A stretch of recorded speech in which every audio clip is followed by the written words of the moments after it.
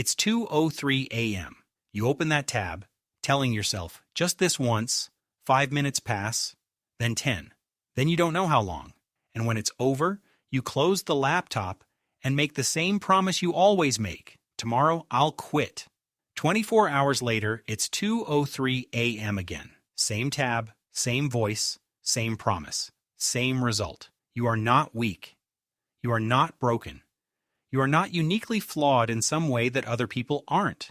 What is happening to you at 2:03 a.m. is one of the most thoroughly studied neurological hijackings in modern science.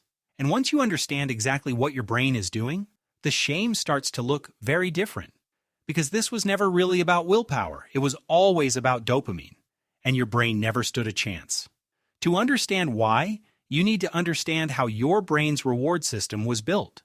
Not how it was built for the modern internet, how it was built for survival on the African savanna 2 million years ago. Your brain has a reward circuit. Neuroscientists call it the mesolimbic pathway. It runs from a region deep in your brain called the ventral tegmental area up through the nucleus accumbens, your brain's pleasure center, and into the prefrontal cortex, the part of your brain that makes decisions. This circuit has one job. It releases dopamine when you do something your ancient brain believes will help you survive or reproduce. Food, water, social connection, sex. Every time you encounter one of these things, dopamine floods your nucleus accumbens. You feel a pull, a drive, an urge that feels almost physical. And your brain stamps that experience with a flag that says, do this again. Remember where this was. Come back to this. This system kept your ancestors alive. It made sure they sought food when hungry, sought shelter when cold, sought connection when alone.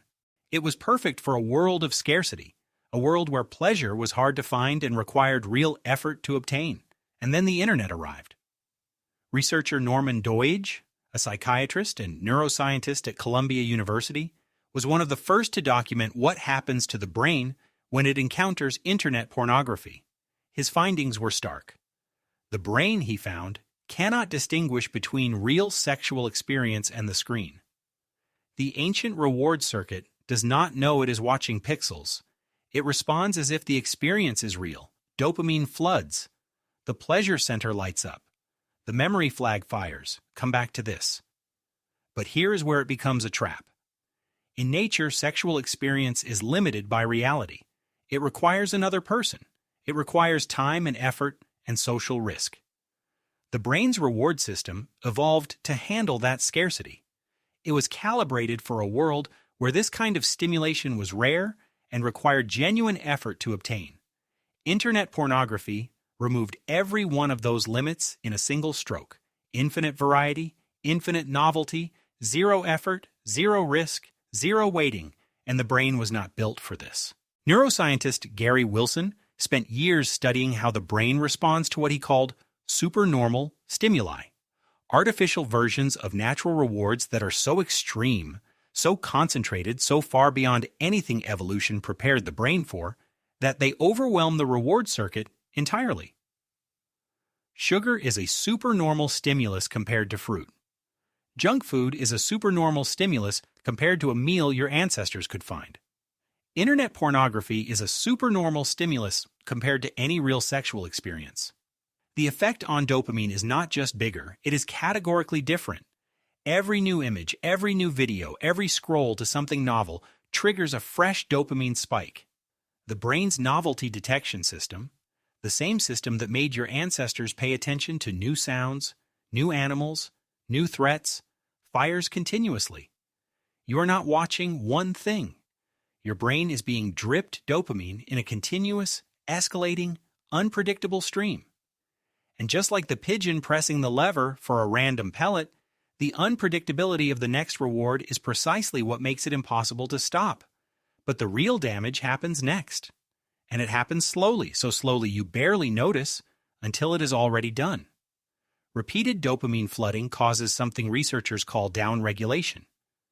Your brain, overwhelmed by the constant artificial stimulation, does what any sensible system does when something is happening too much. It reduces its own sensitivity. It pulls back dopamine receptors. It turns down the volume on the very system being overstimulated. The result is tolerance. The same content that once produced a strong response now produces a weaker one. Your brain needs more stimulation to feel the same effect. This is not a choice. This is not a moral failure. This is basic neurobiology. It is the same mechanism behind tolerance to caffeine, to alcohol, to any substance that repeatedly floods a neurological system. And this is why escalation happens. It is not because something is wrong with your character. It is because your brain has literally retuned itself, and it now needs stronger, more novel, more extreme stimulation to generate the same dopamine response it once got easily. Research published in JAMA Psychiatry found structural changes in the brains of people who use pornography compulsively, changes in the prefrontal cortex, the region responsible for impulse control and decision-making.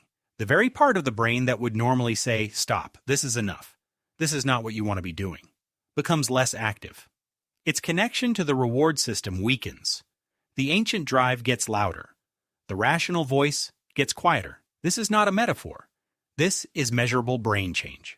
And here is the part that is most important to understand. Your prefrontal cortex, the decision-making, consequence-weighing part of your brain, does not fully develop until you are around 25 years old. The brain most vulnerable to this kind of dopamine hijacking is the young brain, the brain still being built, the brain whose impulse control and reward regulation systems are still forming, which means for millions of people, the pattern was set before the adult brain even had a chance to weigh in. Now here's what recovery actually looks like, because this is not a permanent condition. The brain that changed under overstimulation can change again under the right conditions. Neuroscientists call this neuroplasticity and the brain's ability to rewire itself in response to new patterns of behavior. Researcher Matthew Laskoff and others studying dopamine recovery have documented what happens when people remove the supernormal stimulus. In the short term, it is uncomfortable. The downregulated reward system, now deprived of its constant flooding, produces low mood, restlessness, irritability, difficulty finding pleasure in ordinary things. Researchers call this anhedonia, the temporary inability to feel normal rewards. It feels terrible. It is also the sign that the brain is recalibrating. Over weeks and months, the dopamine receptors begin to upregulate. The brain's sensitivity slowly returns. Ordinary experiences, exercise, conversation, food, sunlight, real human connection, begin to feel rewarding again in ways they had stopped feeling for a long time. The prefrontal cortex, no longer competing with a constant flood of artificial stimulation, begins to reassert itself. The rational voice gets louder. The ancient drive gets quieter. But none of this happens through willpower alone. Willpower is a prefrontal cortex function, and when the prefrontal cortex is outgunned by a hijacked dopamine system, willpower is simply the wrong tool for the job. It is like trying to out-argue a fire alarm with logic. The alarm does not care about your reasoning. It is responding to a signal you cannot think your way out of.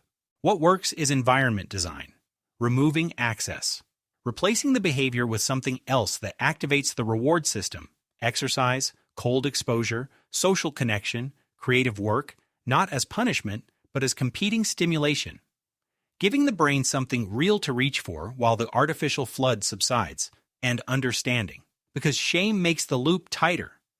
Every cycle of guilt and relapse feeds the very emotional discomfort that drives the next session. The brain seeks relief from pain. If the pain is shame about the behavior, and the behavior is the only available relief, the loop has no exit. But if you understand what is actually happening, if you can see the mechanism clearly, name it, watch it fire without being consumed by it, something shifts. The urge does not disappear, but it becomes visible. And what is visible can be worked with in a way that what is invisible cannot. So tonight, if it is 2:03 a.m. again, and the tab is open, and the voice says just this once, you will know something different now. Not a judgment, not a command, just information. Your brain is doing exactly what a hijacked reward system does. It is following a circuit that was built for survival and then handed something it was never designed to handle. The same brain that kept your ancestors alive is being outmaneuvered by technology designed by engineers who studied exactly how it works. This is not a character flaw. This is a biological vulnerability being exploited by a system optimized to exploit it. And now you know what you are actually dealing with. It started at 2:03 a.m. And it was never really about willpower at all.